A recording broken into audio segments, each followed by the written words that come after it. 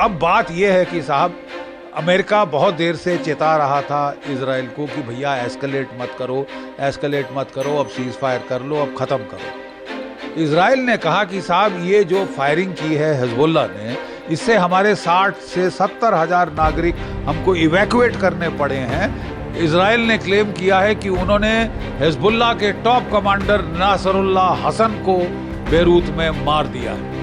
Israel की strategy हमेशा रही है कि जब 2-3-4 देश या दुश्मन उस पर मिलकर वार करते हैं तो वो चुन चुन के मारता है।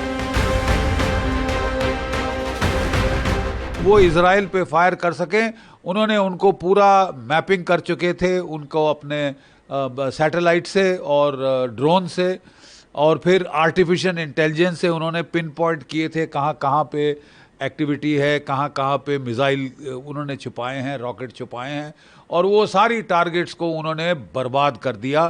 और इसके फिर उन्होंने जो है कई कमांड एंड कंट्रोल टारगेट्स पे हिट किया। इस्माइल वगैरह कादिर, दूसरा उन्होंने जो उनका रॉकेट लॉन्चिंग कमांडर था उसको मार डाला, एक और को मार डाला। और अभी लेटेस्ट जो है इजराइल ने क्लेम किया है कि उन्होंने हिजबुल्लाह के टॉप कमांडर नासरुल्लाह हसन को बेरूत में मार दिया है। इसका मतलब उनके पास पिन पॉइंट इंटेलिजेंस थी किस बिल्डिंग में किस जगह नासरुल्लाह हसन है। उनकी इंटेलिजेंस कैपेबिलिटीज़ की तो दाद देनी पड़ेगी। और जैसे कि कहा कि वो कह रहे हैं कि हमारे पास कोलैबोरेटिव इंटेलिजेंस है, इलेक्ट्रॉनिक वगैरह, जिसके तहत कि वो सर्टन है कि नासरुल्लाह हसन को एलिमिनेट कर दिया गया। पलटवार में जो हिजबुल्लाह ने भी पिछले कई दिनों से जब भी उन पे एयर अटैक होता था अगले दिन वो रॉकेटों से हमला करते थे। उम्मीद तो ये थी कि उनके पास 1,50,000 से ज़्यादा रॉकेट और मिसाइल हैं और वो ताबड़तोड़ हमले करेंगे, 1500 रॉकेट प्रतिदिन फायर करेंगे, लेकिन 200-300 रॉकेट ही फायर किए गए। तो इसकी क्या वजह हो सकती है?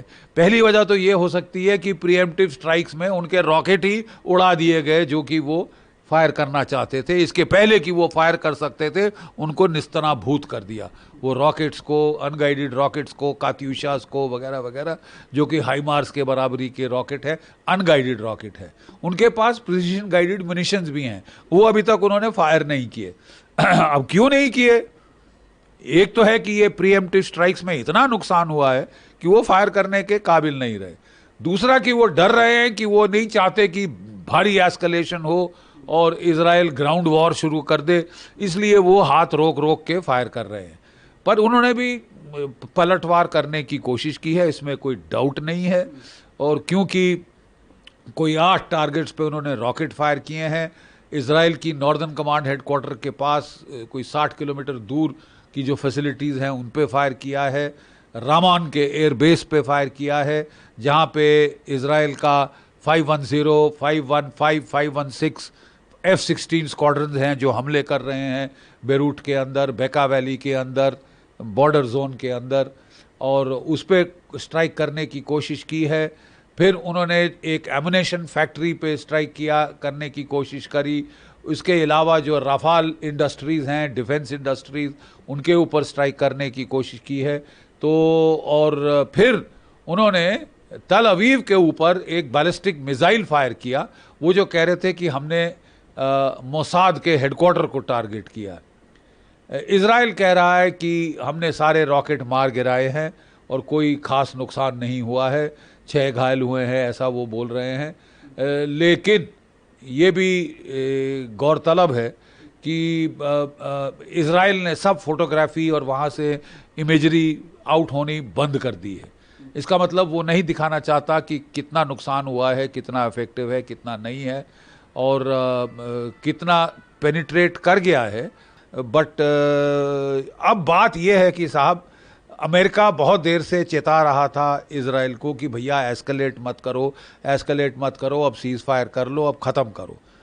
इजराइल ने कहा कि साहब ये जो फायरिंग की है हिजबुल्लाह ने, इससे हमारे 60 से 70 हज़ार नागरिक हमको इवैक्यूएट करने पड़े हैं नॉर्दर्न इजराइल से, और उसके चलते साहब जो हमारी इंडस्ट्रीज़ हैं वो बंद हो गए हैं, वो बेचारे घर से बेघर हो गए हैं, और हम बर्दाश्त नहीं कर सकते। हमको ऐसी कंडीशंस क्रिएट करनी पड़े कि हमारे रेफ्यूजी जो है 70,000 के करीब वो वापस नॉर्दर्न इजराइल जा सके।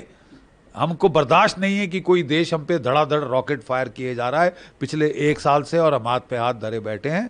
इजराइल की स्ट्रेटजी हमेशा रही है कि जब 2-3-4 देश या दुश्मन उस पर मिलकर वार करते हैं तो वो चुन चुन के मारता है।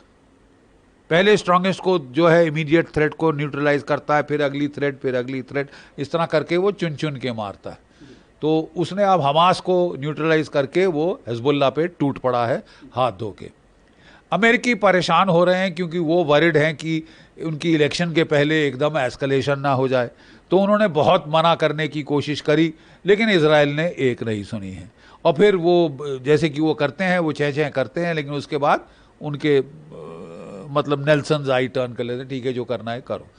और वो अब इजराइल को कह रहे हैं भैया जो भी करना है जल्द से जल्द कर लो, क्योंकि हमारे जो एयरक्राफ्ट कैरियर बैटल ग्रुप्स हैं वो कितने महीनों से लगे हुए हैं वहाँ, उनको भी रीसप्लाई करना है, खाना पानी एमुनेशन वगैरह वाटर उसमें करना है, क्रूज़ को ब्रेक देनी है, तो जो कुछ करना है आप जल्दी करिए। इसके चलते इजराइल ने फोकस किया है पहले not so much on ground operation but intelligence and air force के ऑपरेशंस के ऊपर बहुत भारी उसने तवज्जो दी है, क्योंकि उसकी सोच है कि वो इंटेलिजेंस ऑपरेशन जैसे वो पेजर और वॉकी टॉकी स्ट्राइक और जो एयर स्ट्राइक्स हैं उनके दबाव से इतना दबाव डाल सकता है हिजबुल्लाह पे कि उसे सीज फायर एक्सेप्ट करने के लिए मजबूर करें।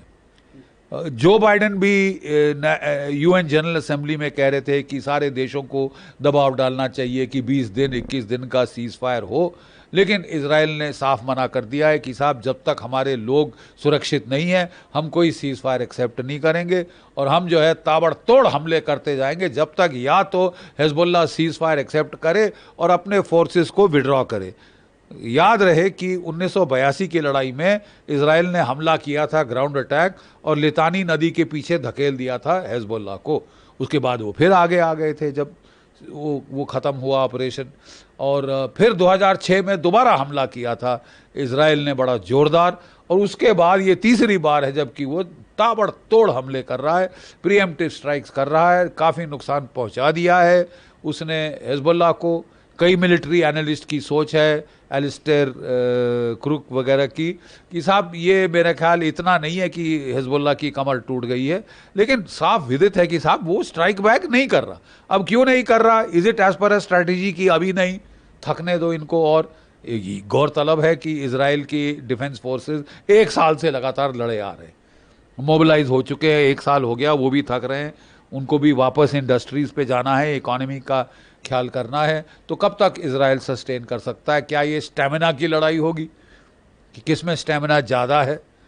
वो जो शिया हैं वो तो बहुत सारी सफरिंग एब्जॉर्ब कर सकते हैं, मार खाने के लिए तैयार हैं वो बिल्कुल, क्योंकि कुछ है ही नहीं खोने के लिए ख़ास।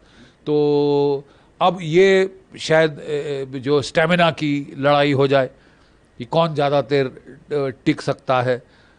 और जब अगर आज जो है वो पुष्टि कर रहे हैं कि हमने नासरुल्लाह हसन को मार डाला है, टॉप लीडर इसके, तो हिजबुल्लाह भी गुहार लगा रहा है ईरान को, मेरे आका बचाओ। उसने हथियार दिए, रिंग ऑफ फायर बनाया है चारों तरफ इजराइल के। ईरान ने प्रॉक्सी वॉर लड़ रहा है, क्योंकि बहुत इंटेलिजेंटली वो खुद नहीं लड़ना चाहता जब तक कि उसकी सॉवरेन टेरिटरी पे हमला ना हो, ठीक है। तो इसके चलते उसने अप्रैल में एक झटका दिया था कि साहब हम भी पलटवार कर सकते हैं, ये मत सोचना कि आप ही एक हो जो मार सकता है। तो इजराइल भी तब से बड़ा इच्छुक है कि किसी तरह ईरान को प्रोवोक किया जाए, हिजबुल्लाह को इतना प्रोवोक किया जाए कि वो लड़ाई को बढ़ाए, मजबूर करें अमेरिका को लड़ाई में आने में, और फिर अमेरिका और इजराइल मिलकर ईरान का बैंड बाजा बजा दें।